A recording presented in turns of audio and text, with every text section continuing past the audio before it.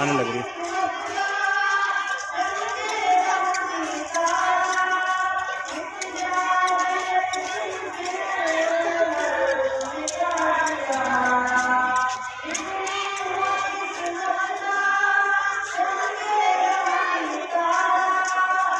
السلام علیکم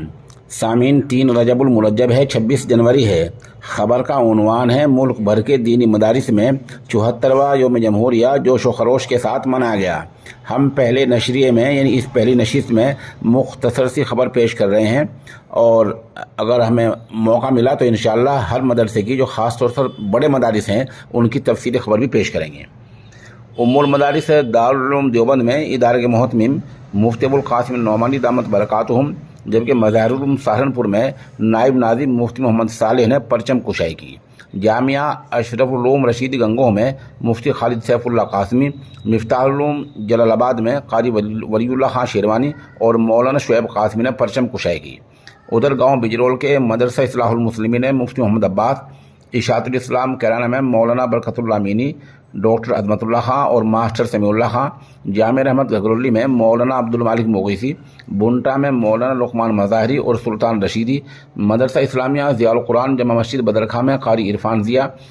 مدرسہ احسن المدارس نانوتہ میں وہاں کے محتمم مولانا مفتی محمد ارشد، اور یہیں دارالعلوم دیوبند کے استاد حضرت مولانا شاہ عالم گورکھپوری نے پرچم کشائی کی، اور ساتھ ہی یہ تاریخی جملہ فرمایا، آزادی کا درس ہمیں ہمارے مذہب نے دیا ہے، حب الوطن من الایمان۔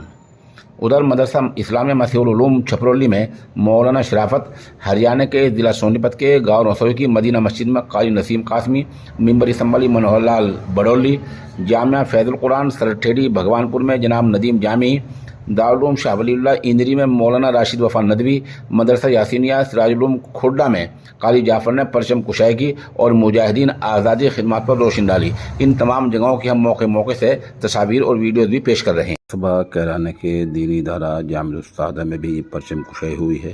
جہاں مولانا محمد عرفان ثاقب قاسمی، مولانا معظم رحمانی، مولانا عابد رشیدی وغیرہ نے پرچم کشائی کی۔